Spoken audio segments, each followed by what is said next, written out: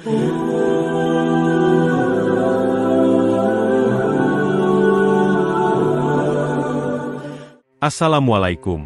warahmatullahi wabarakatuh.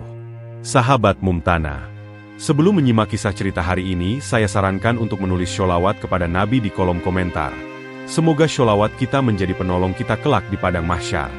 Kami doakan semoga kalian mendapatkan rezeki yang barokah dan diberi kemudahan oleh Allah Subhanahu wa Ta'ala dalam menjalani kehidupan sehari-hari.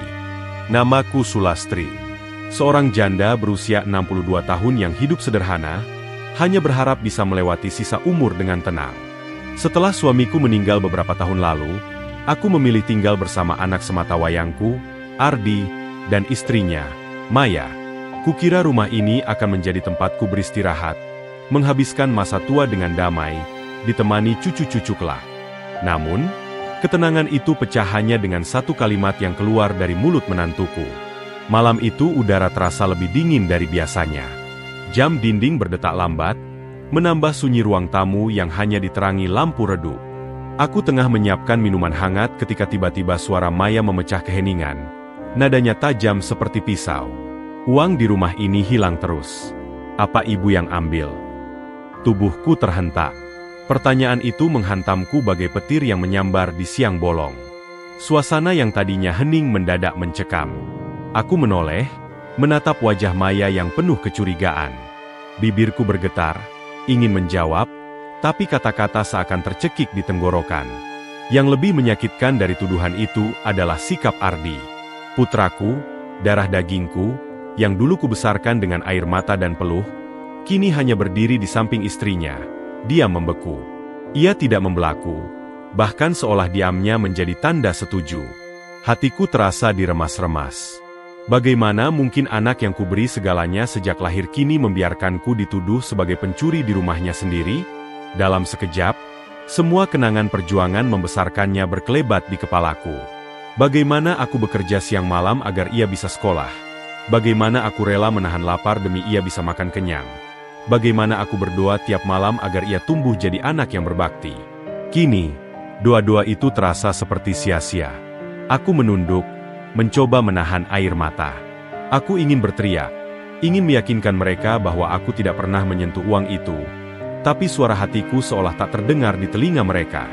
Malam itu, aku memilih diam. Hanya tangis yang pecah dalam hati, tanpa seorang pun tahu. Namun di balik luka itu, satu hal mulai tumbuh dalam benakku. Aku harus membuktikan bahwa aku bukan pencuri. Harga diriku sebagai seorang ibu tidak boleh hancur begitu saja oleh tuduhan yang kejam ini. Dan aku bersumpah, malam itu juga, bahwa kebenaran akan kutunjukkan, meski harus kulakukan dengan caraku sendiri. Sejak malam penuh tuduhan itu, suasana rumah ini tak pernah lagi sama. Aku tetap menjalani hari-hariku seperti biasa, memasak sarapan, menyapu lantai, mencuci pakaian, dan menyiapkan makan malam untuk Ardi dan Maya. Dari luar, mungkin semua terlihat normal. Namun di balik rutinitas itu, aku bisa merasakan ada tembok tak kasat mata yang kini membatasi diriku dengan mereka. Maya, menantuku, kini selalu menatapku dengan mata penuh curiga. Tatapan itu menusuk jauh ke dalam dada, membuatku merasa seperti orang asing yang tinggal di rumah sendiri. Senyumnya yang dulu ramah kini lenyap, berganti dingin dan kaku. Bahkan ketika ia berbicara, suaranya terdengar seolah menahan sesuatu, campuran antara amarah, ketidakpercayaan, dan penghinaan yang disembunyikan setengah hati. Ardi pun berubah. Ia lebih banyak diam. Pulang kerja, ia langsung masuk kamar atau berpura-pura sibuk dengan ponsel. Tidak ada lagi percakapan hangat di meja makan. Makan malam yang dulu penuh cerita kini, hanya ditemani denting sendok dan piring. Aku ingin berbicara, tapi bibirku terkunci. Takut setiap kalimat yang keluar hanya akan dianggap pembelaan yang sia-sia. Ketegangan itu mencapai puncaknya ketika uang 1 juta rupiah yang disimpan untuk bayar listrik dan internet hilang dari laci dapur. Maya tidak lagi berbicara dengan sindiran, melainkan tuduhan terang-terangan. "Ini pasti ibu lagi yang ambil," katanya. Matanya menatap tajam seolah aku benar-benar tertangkap basah. Aku ingin membela diri, ingin berkata lantang bahwa aku tidak pernah menyentuh uang itu. Tapi sebelum aku sempat bicara, pandanganku jatuh pada Ardi. Ia berdiri di samping istrinya, Diam. Tidak ada satu kata pun keluar dari mulutnya. Diam itu bagai pisau yang menancap lebih dalam daripada tuduhan Maya. Air mataku akhirnya jatuh. Bukan hanya karena aku dituduh mencuri, tapi karena anakku sendiri, yang kubesarkan dengan cinta tanpa batas, tidak berusaha melindungiku.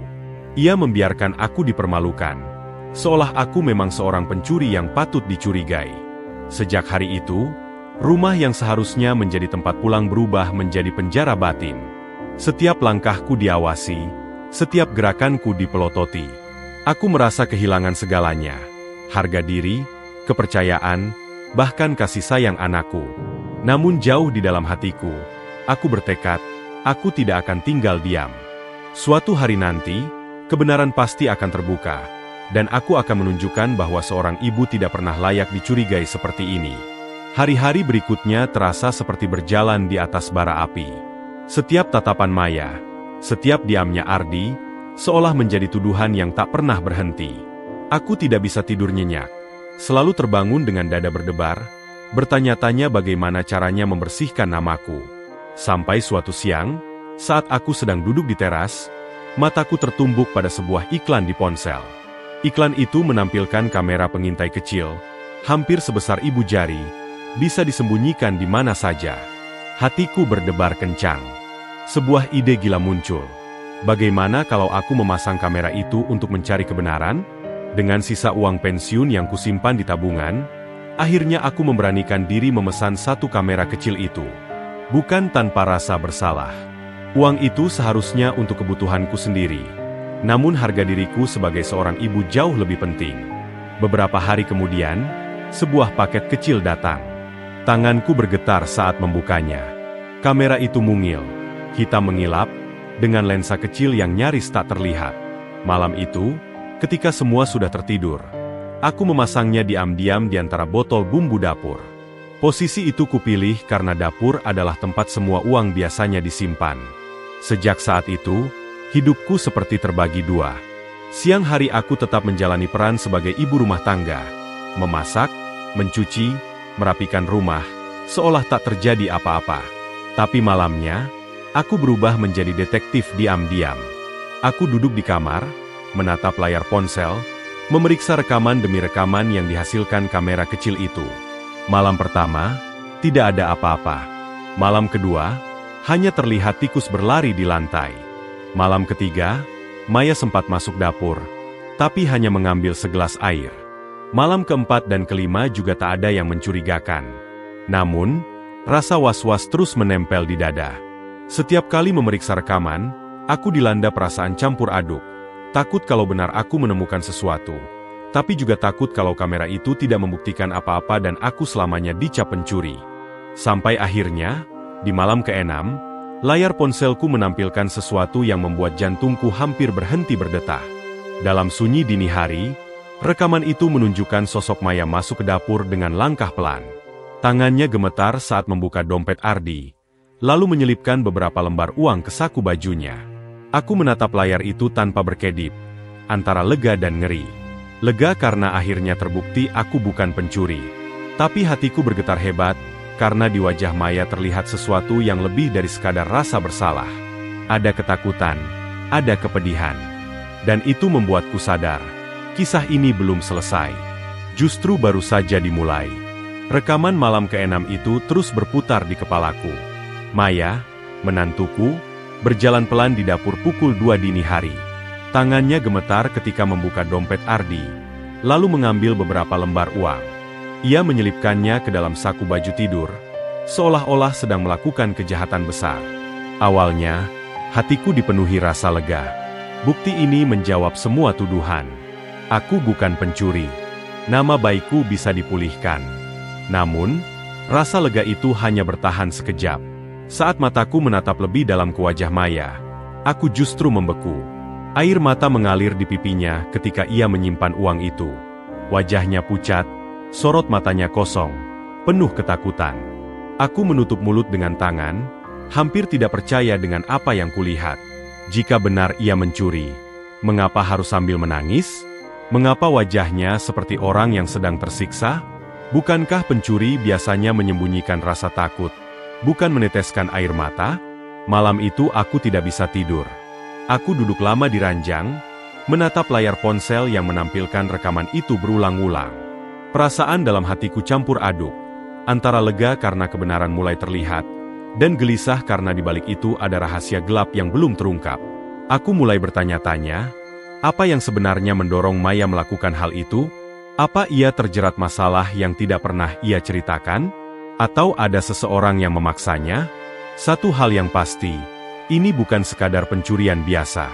Ada sesuatu yang jauh lebih dalam, lebih menakutkan, yang membuatnya harus mengambil uang dengan cara sembunyi-sembunyi. Kecurigaanku akhirnya menemukan jawabannya pada sore hari berikutnya. Saat sedang membereskan ruang tamu, aku tanpa sengaja membuka layar ponsel untuk mengecek siaran langsung dari kamera dapur. Namun yang kutemukan bukanlah sosok Maya di dalam rumah, melainkan dirinya berdiri di depan pagar. Dari balik kaca jendela, aku melihat ia menyerahkan sebuah amplop tebal kepada seorang pria berjaket hijau. Pria itu menerima amplop tanpa sepatah kata. Gerakannya cepat, dingin, lalu pergi begitu saja. Wajah Maya tampak pucat pasi setelah itu. Bahunya lunglai, seolah semua tenaga telah hilang. Ia menutup pagar pelan, lalu masuk kembali dengan langkah gontai. Dadaku sesak melihat pemandangan itu. Jadi benar. Uang yang hilang bukan ia gunakan untuk kesenangan pribadi. Ada seseorang yang mengambilnya. Seseorang yang menekan Maya hingga ia harus berbuat seperti ini. Petang itu, aku juga sempat mendengar potongan percakapan Maya di telepon. Suaranya lirih, penuh kecemasan. Sudah kukirim, tolong beri aku waktu lagi. Jangan ganggu mereka. Kalimat itu membuat bulu kuduku berdiri. Kata jangan ganggu mereka bergema terus di telingaku. Siapa yang dimaksud? Apakah ia sedang melindungi Ardi? Atau ada orang lain yang lebih dekat dengan dirinya? Hati kecilku mulai mengerti, Maya bukan pencuri serakah. Ia sedang berada dalam jeratan yang menakutkan. Sesuatu yang membuatnya terpaksa mengkhianati kepercayaanku. Air matanya, ketakutannya, kini mulai masuk akal. Namun, apa sebenarnya yang sedang terjadi? Siapa pria misterius itu? Dan ancaman macam apa yang menghantui keluarga kecil ini? Malam itu, rumah terasa lebih sunyi dari biasanya. Ardi masih di kantor, lembur hingga larut.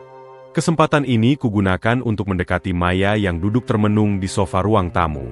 Wajahnya pucat, matanya sembab seolah baru selesai menangis. Aku membawakannya secangkir teh hangat, mencoba memecah kebekuan yang selama ini membatasi kami. Awalnya Maya hanya menatapku dengan kaku, ragu menerima uluran teh dariku. Namun ketika akhirnya ia meraih cangkir itu, tangannya bergetar. Tak lama kemudian, tangisnya pecah. Ia menunduk, bahunya berguncang hebat, lalu tiba-tiba menyandarkan kepala di bahuku. Maafkan Maya, Bu. Maya sudah menuduh Ibu. Maya sudah salah besar. Aku terdiam sejenak, lalu mengusap punggungnya perlahan. Nak, lupakan dulu itu. Katakan saja, apa yang sebenarnya terjadi? Mengapa kamu melakukan semua ini? Suaraku lembut, meski hatiku berdebar menunggu jawaban. Dengan suara bergetar, Maya akhirnya membuka rahasia yang ia sembunyikan. Semua ini, katanya, berawal dari adiknya, Raka, yang terjerat utang besar. Penagihnya menggunakan cara-cara kasar, mengancam akan melukai Raka bahkan keluarga Maya sendiri.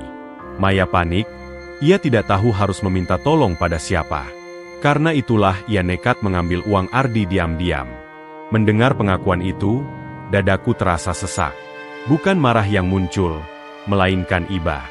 Selama ini aku mengira ia hanya serakah. Padahal ia hanyalah seorang adik yang berusaha melindungi keluarganya. Aku menghela napas panjang, menatapnya yang masih terisak di pelukanku. Saat itu aku sadar, peranku kini bukan hanya membela diri. Aku harus membantu menyelamatkan keluarga ini dari jeratan yang menakutkan. Rahasia gelap sudah terbongkar, tapi tantangan sebenarnya baru saja dimulai.